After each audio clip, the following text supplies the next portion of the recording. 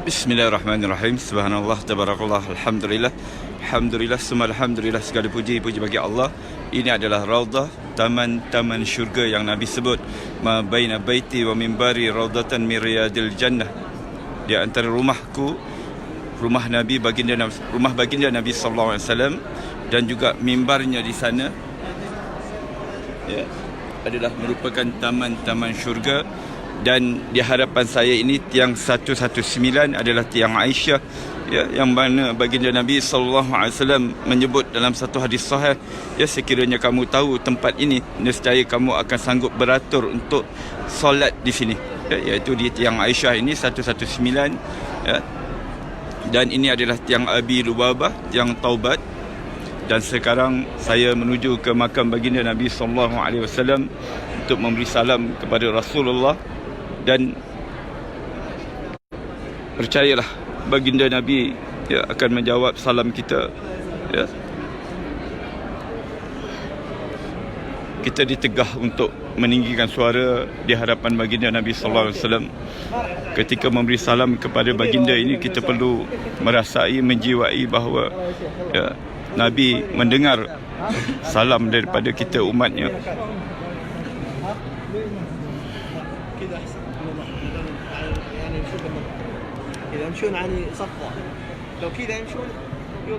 Inilah makam baginda Nabi sallallahu alaihi wasallam, manusia yang diangkatkan darajat begitu tinggi di sisi Allah, merupakan kekasih Allah. Assalamu alayka ya Rasulullah. Assalamu alayka ya Habiballah. Assalamu alayka ya Nabi Allah. Assalamu alayka ya Rasulullah. Assalamu alayka ya Habiballah.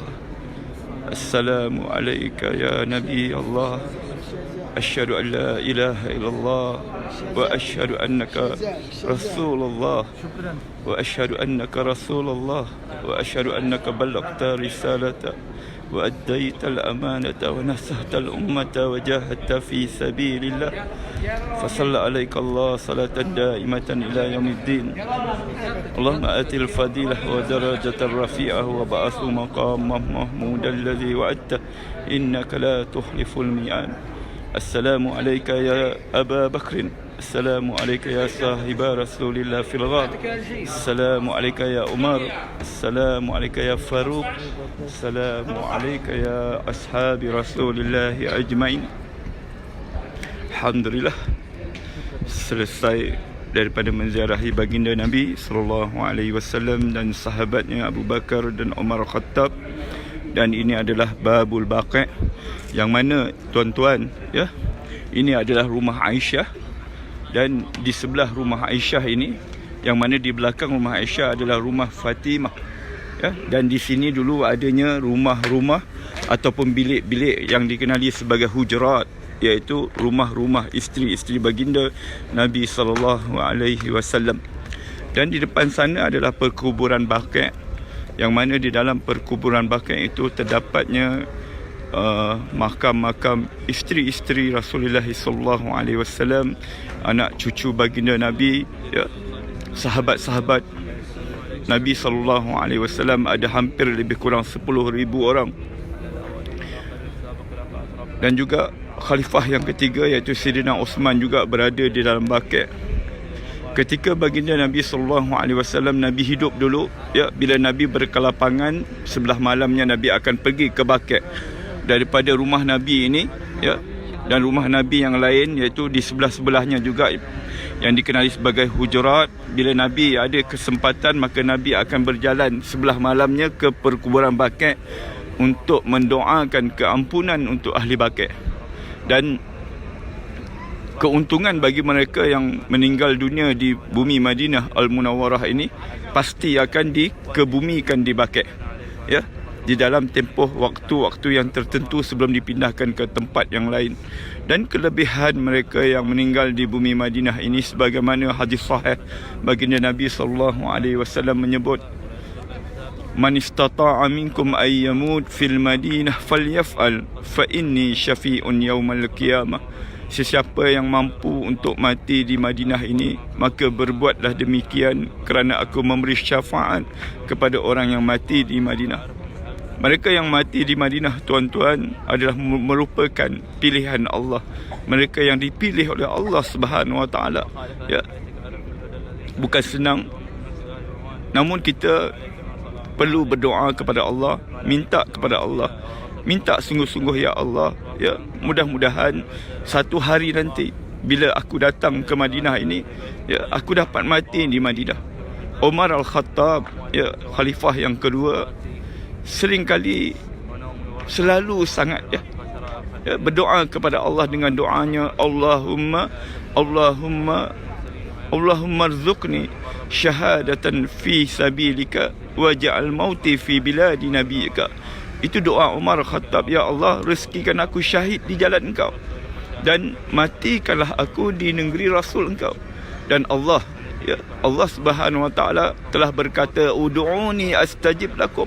Berdoalah sungguh-sungguh, minta sungguh-sungguh, maka akan kukabulkan doamu. Maka doa Umar ini diistijabkan oleh Allah Subhanahu Wa Taala. Maka Umar mati di Madinah. Ya, mati di Madinah. Untuk Umar kita rasa tak pelik, ya, kerana Umar memang tinggal di Madinah. Tapi yang kita rasa takjubnya, Umar mati syahid. Umar mati syahid dalam keadaan Madinah ini aman.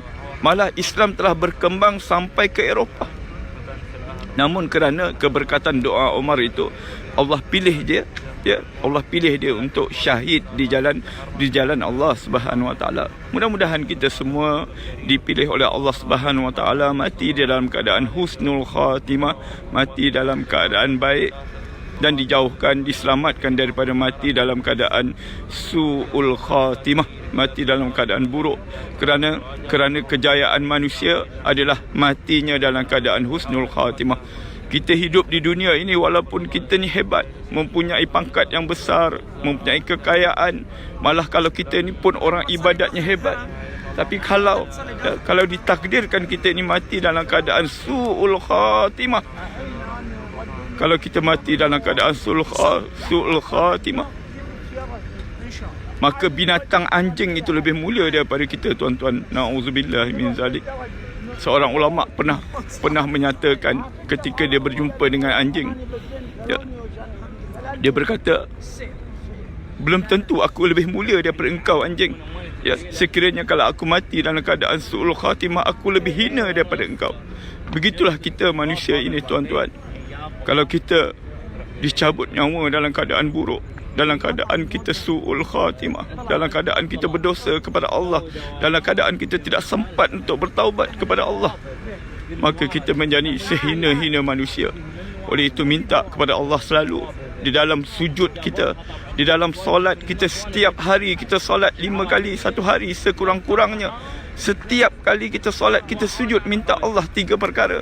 Allahumma inni as'aluka husnul khatimah. Ya Allah, matikanlah aku dalam keadaan husnul khatimah.